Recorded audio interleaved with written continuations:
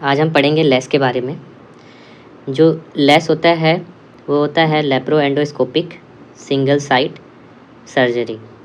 इसमें होता क्या है, एक पोर्ट बनाते हैं और एक पोर्ट बना करके अम्बलाइकस के पास उस सिंगल एक्सेस पोर्ट से ही हम कैमरा डालते हैं, एक सिंगल कैमरा, और उसके बाद 2 वर्किंग इंस्ट्रूमेंट डालते हैं। तो एक सिंगल एक्सेस पोर्ट से ही पूरी सर्जरी करते हैं। तो इसमें जो इम्पोर्टेंट है ये सिंगल एक्सेस पोर्ट, और फिर उसके बाद ये कैमरा। चूँकि ये बहुत कम स्पेस रहता है तो इसमें इंस्ट्रूमेंट जो आपस में क्लैश करते हैं। तो लेस क्या होता है, laparo endoscopic single site surgery. तो इसमें आप लोग it involve the insertion of multiple laparoscopic instrument through a single access port which can accommodate a camera, usually flexible use करते हैं, and 2 working instruments and sometimes retracting और assisting instrument. अब जो इस केस में जो ट्रायंगुलेशन होता है इंस्ट्रूमेंट का वो इंटरनल होता है, जबकि लेप्रोस्कोप में वो एक्सटर्नल होता है, जिसकी वजह से जो सर्जिकल मैन्यूवर अगर हम करते हैं वो काफ़ी चैलेंजिंग हो जाता है, क्योंकि जो इंस्ट्रूमेंट रहते हैं आपस में क्लैश करते हैं और जो डेप्थ परसेप्शन होता है वो लॉस्ट हो जाता है।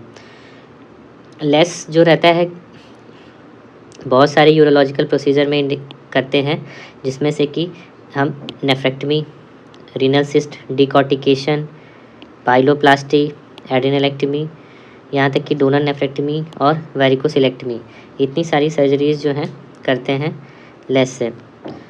सबसे इम्पॉर्टेंट चीज़ होता है लेस में इंस्ट्रूमेंट क्या क्या यूज़ होता है। तो जो मैंने बताया, सबसे पहले एक्सेस बनाने के लिए जो हम लोग कमर्शियल अवेलेबल डिवाइसेस हैं वो यूज़ करते हैं, जो अलाउ करते हैं मल्टीपल इंस्ट्रूमेंट को एक सिंगल इंसिजन से पास होने के लिए।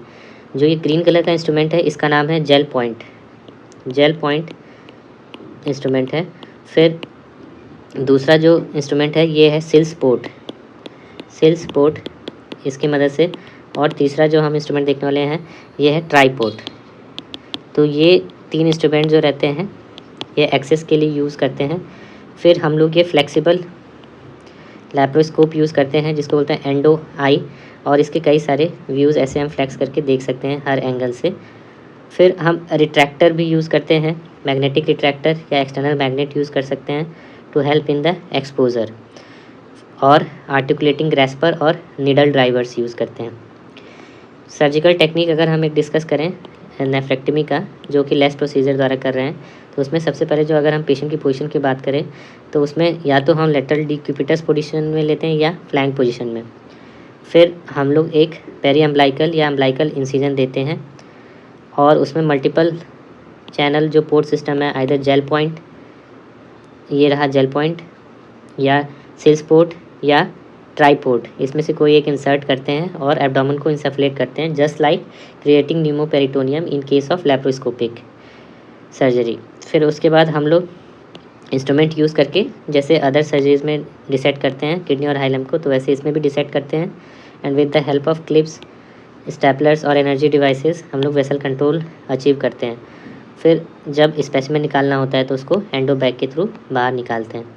तो एडवांटेज क्या होता है, अब हम देख सकते हैं कि अम्बलाइकस के पास स्कार यूज़ कर रहे हैं, तो जो इंसिजन दे रहे हैं, तो उसकी वजह से जो स्कार रहता है वो काफ़ी हिडन रहता है और कॉस्मेटिकली काफ़ी अच्छा होता है, इससे कि पेशेंट का सेटिस्फेक्शन बहुत ही ज़्यादा होता है। अब एक ही इंसिजन दे रहे हैं तो उससे पोस्ट ऑपरेटिव पेन बहुत ही कम हो जाता है। फिर उसके बाद अगर बात करें पोर्ट साइड कॉम्प्लिकेशन का, तो अम्बलाइकस के पास ब्लीडिंग के चांसेस कम होते हैं और इन्फेक्शन और हर्निया का भी रिस्क कम हो जाता है, क्योंकि पोर्ट जो है कम होते हैं, और पेशेंट का हॉस्पिटल स्टे भी कम हो जाता है और वो रैपिडली काम पे जा सकता है। प्रॉब्लम क्या आती है लेस में, क्यों नहीं इतना पॉपुलर है as compare to robotic surgery या लैप्रोस्कोपिकली? तो इसमें जो लिमिटेड वर्किंग स्पेस होता है इसकी वजह से इंस्ट्रूमेंट आपस में एक दूसरे से टकराते हैं, इसको बोलते हैं इंस्ट्रूमेंट क्लैशिंग। अब लैप्रोस्कोपी में जो हम ट्रायंगुलेशन बनाते हैं वो एक्सटर्नल होता है, इसके केस में जो ट्रायंगुलेशन बनाते हैं वो इंटरनल होता है। तो इसलिए हम एक तरीके से कह सकते हैं इसकी वजह से जो डिसेक्शन और सूचरिंग होता है वो बहुत ही डिफ़िकल्ट हो जाता है। फिर इसका जो लर्निंग कर्व होता है वो काफ़ी लॉन्ग होता है, इसमें एडवांस लैप्रोस्कोपिक स्किल्स की ज़रूरत पड़ती है। अगर पेशेंट मोटा है तब तो और ही ज़्यादा दिक्कत होती है, क्योंकि जो लिमिटेड वर्किंग स्पेस है उसमें काम करना बहुत ही मुश्किल होता है।